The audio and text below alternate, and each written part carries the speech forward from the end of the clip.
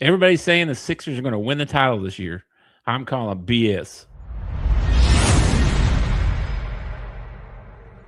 From BS and Beer Media, it's Top of the Bleachers with Jason and Tucker.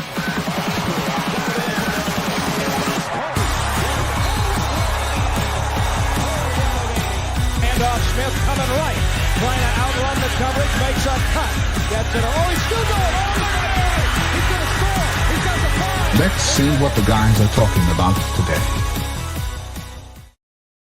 Hey, yo, welcome into the Top of the Bleachers basketball edition.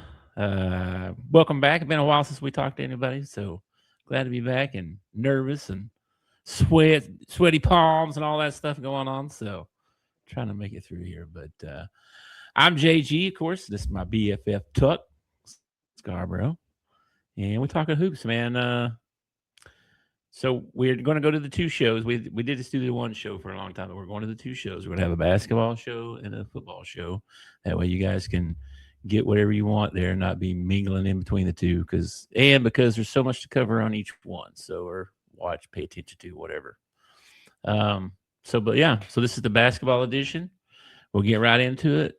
Right now, all the basketball is kind of at different levels, NBA's off season, colleges, going into the summer, everybody, all these kids are starting to school, and these eligibility things, man, all these lawsuits and appeals and lawyers, and this guy can play today and he can't play tomorrow, and fans are mad and some aren't. And what do you think about all this that's going on? This is crazy out there right now.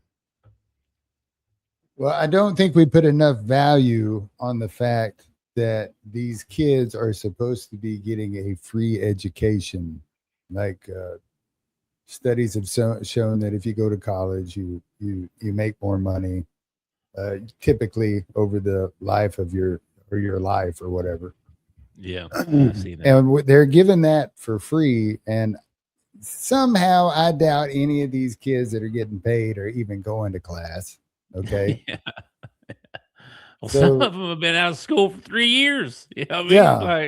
Yeah. That's ridiculous. So we don't factor that in at any. And now we've made it such a wild west. What did Hunter Yurachek call it? The third lane. If you got to get out there in that third lane. Well, we're out in like the fourth lane. We're way out there because now kids that have actually signed a dotted line somewhere and actually gotten paid. It might have been the G League. They might have sat on the bench in the NBA. They might have just been on a practice squad somewhere. But they signed an NFL contract. And now you're saying because some judge, some judge somewhere didn't have the cojones to nip this in the bud, right? Yeah. This is the reason that we got this right now. And it's interesting watching how different leagues are deciding, handling it. SEC leading the charge, but I read a report just a little while ago that the ACC and the Big 12 are bound to follow. I doubt the Big 10 does. They like to cheat every year. They were first, actually. They went first. Oh, well, excuse me then. They came out with their rules or whatever, or eligibility, whatever. Yeah. And then, which I didn't even know that we needed new eligibility rules. I mean, I thought it was pretty cut and dry. If you're a professional, you can't play college sports.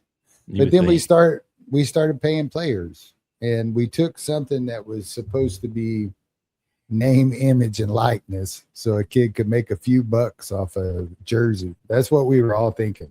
This kid make a few bucks off a jersey. Yeah.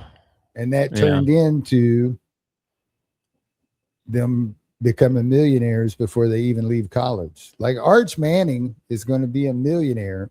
He probably already is. He already is, yeah. He already is. Before he leaves college. And that's I know.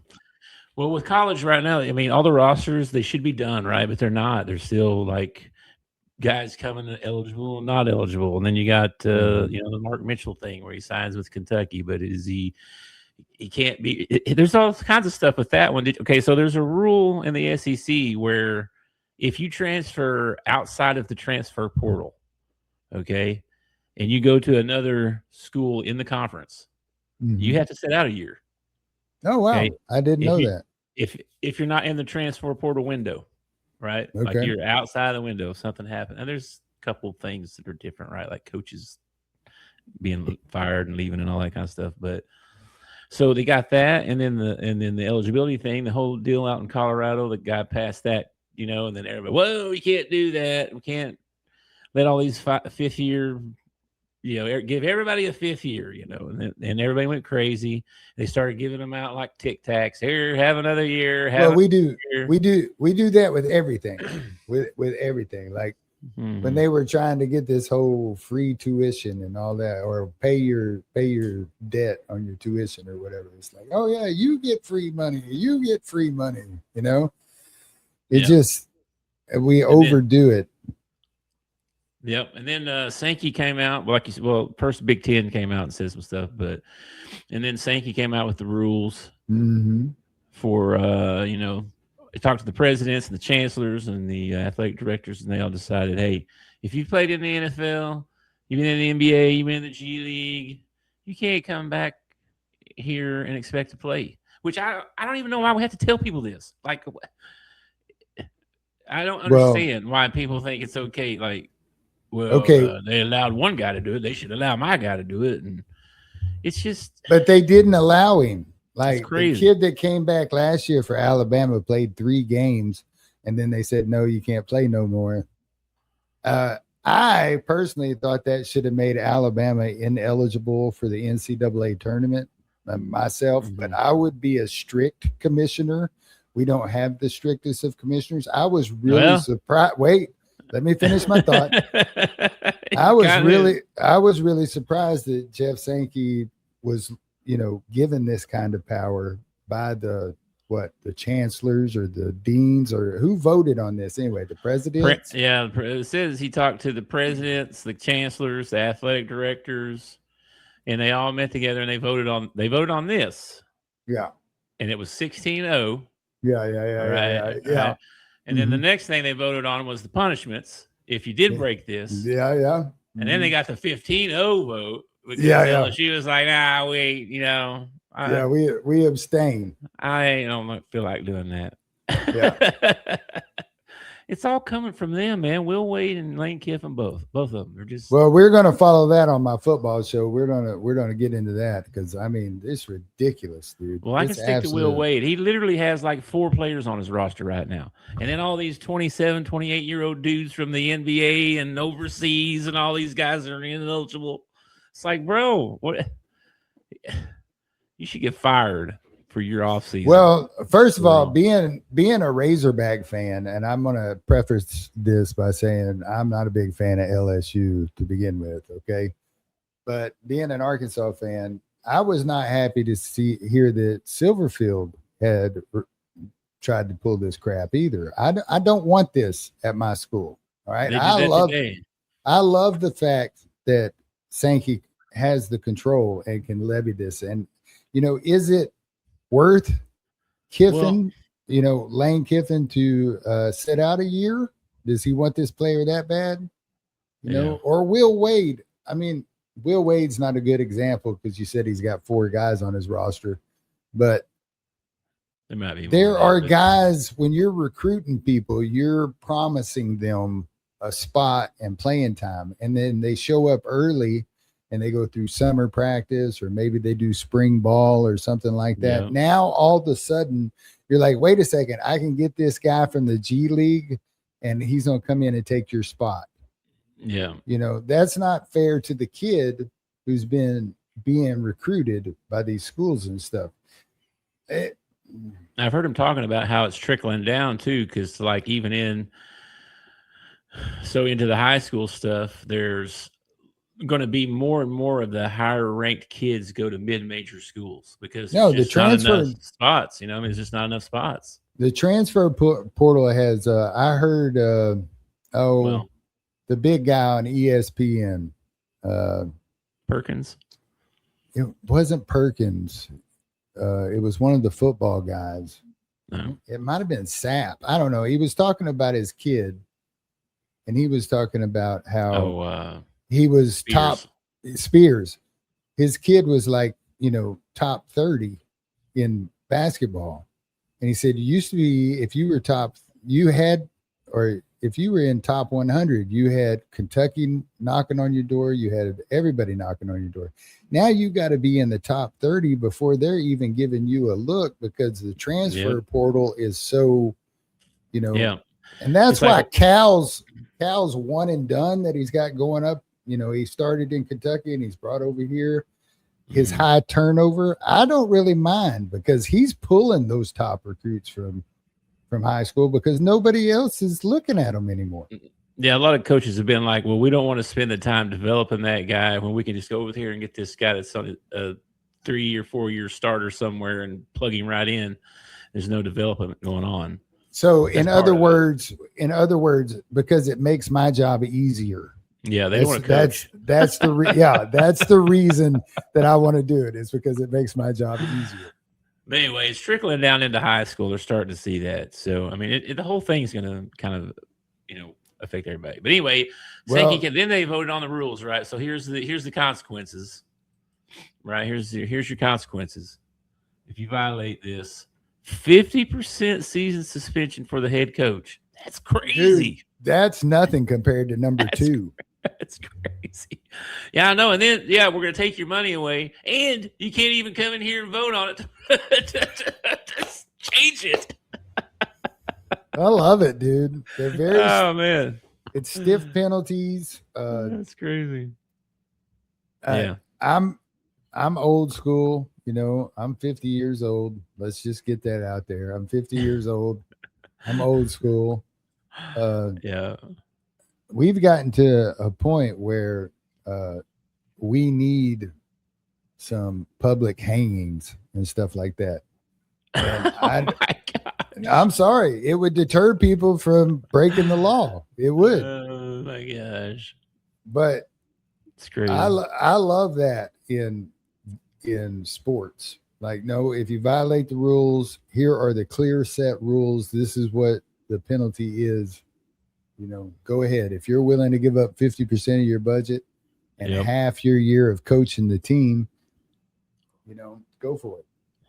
Yeah. So anyway, that's a lot of that going on in the college basketball right now. They're trying to everybody get their roster squared away and who's eligible and who's not. And then moving on to the NBA, man, I don't know. Like you said, you hadn't really been keeping up. So a lot of moves over the summer. You know what I mean? Biggest one probably LeBron going to the Sixers. What? And, LeBron. LeBron went to the Sixers. The thing is, man, is they're freaking loaded. They got Maxey, Embiid. They got Jaylen Brown in a trade this offseason as well. They got the VJ Edgecombe who come in. This will be his second year. He's freaking good. Then they got a bunch of young guys, too. They got LeBron Philon, that kid from Alabama. They got him, Caleb Love from Arizona. And I don't know if you remember him or not, but he played on that same team. Justin Edwards played at Kentucky. He played with Dillingham and what was the shooter Shepherd? He was in that class with those guys, and so he's on there. I mean, they got a lot of young, good players on that team. So, and a lot of people are like, "Oh, they're going to win the whole thing. They got LeBron," but he's not going to be the stud on this team. That's not his role. You know what I mean? I would say that if Joel Embiid, all right, can play half the season and actually be healthy and play in the playoffs, a healthy Joel Embiid, which is not going to happen. If you're a Sixer fan, you might as well X that out, okay? But if Joel Embiid could play half the season and he could be healthy for the playoffs, they don't even need LeBron to win a championship. Okay, LeBron is not needed with the talent that they have on that team. No, they're not that deep in the front court though. Like past Embiid, like you said, if he gets hurt, I don't like anybody else. Like who their backup center is. Nobody knows. That's what I'm saying. That's why. That's why after his MVP year, which I feel like they gave to him out of pity, I felt like the Sixers should have traded Joel that year. The year he had the MVP run, they should have traded him, got everything that they could out of him, talent wise. Probably, yeah, probably so.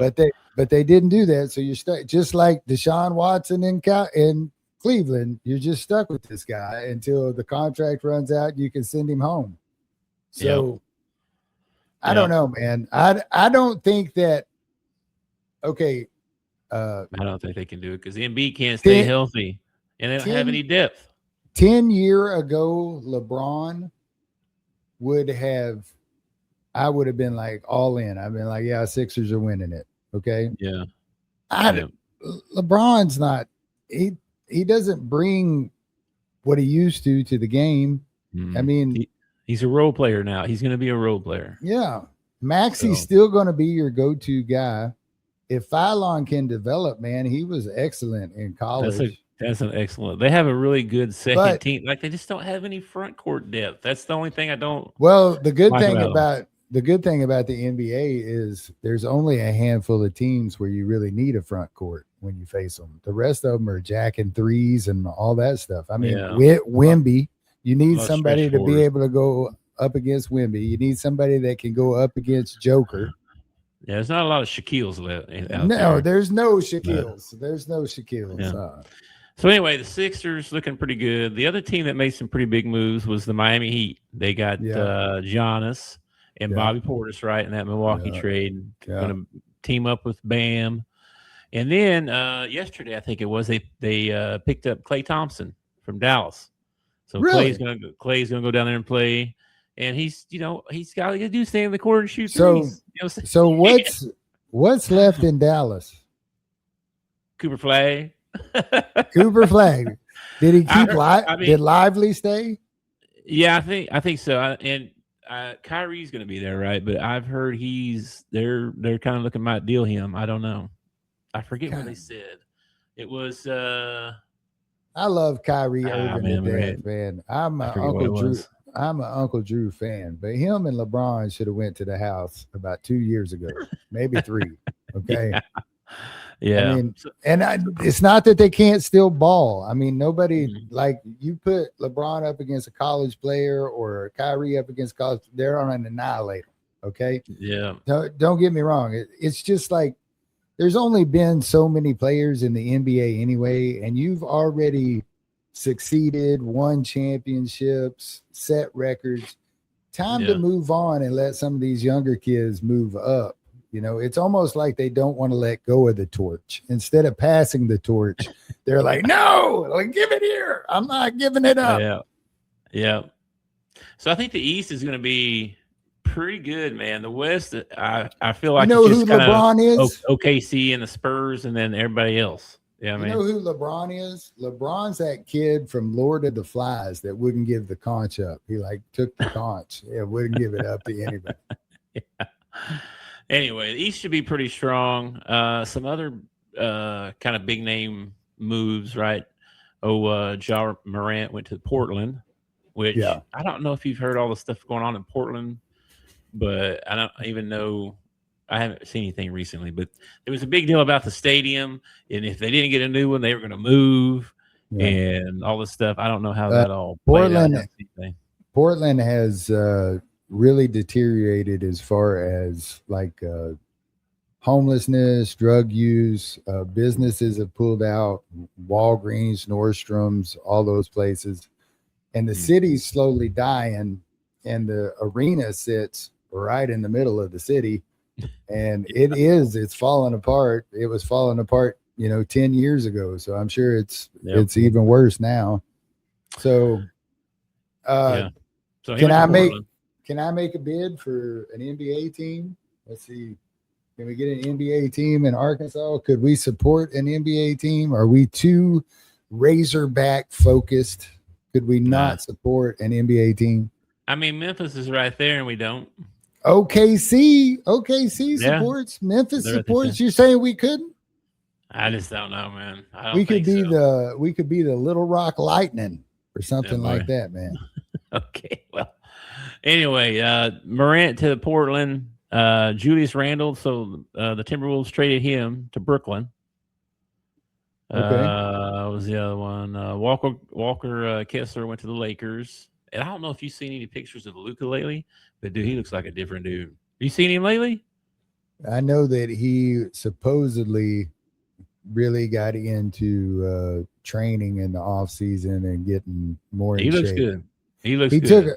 he's been taking a lot of flack the last couple of years, out of He looks, shape. he looks a lot thinner.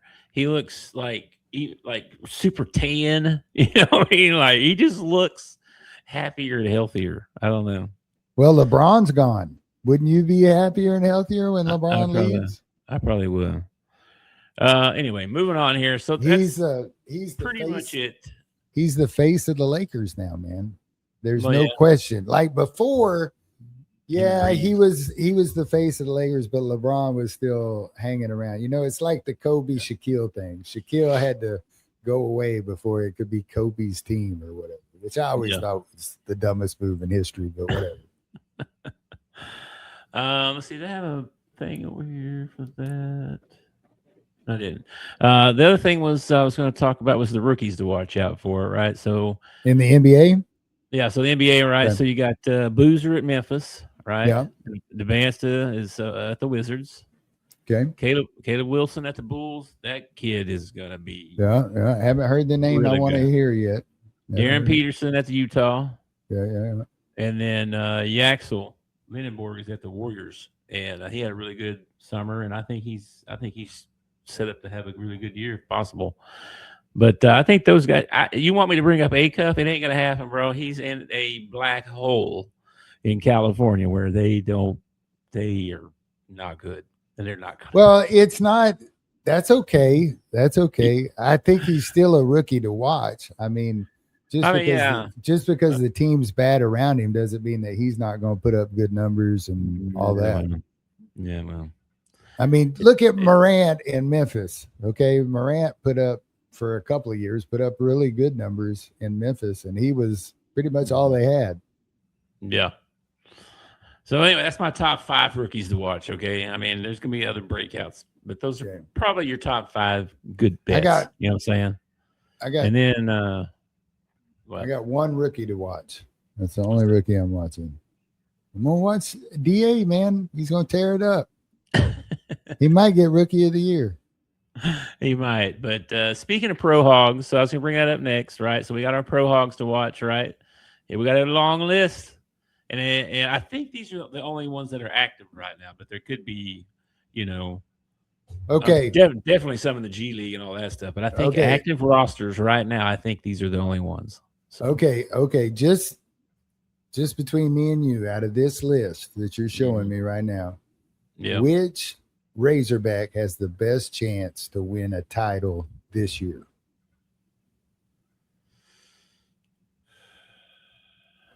Probably Isaiah Joe or Jalen Williams.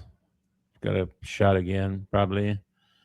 And I don't know if Denver, they're going to be good, but I don't know, man. I think they're good enough to win it, but I think Malik Thomas. He's gonna have a good year.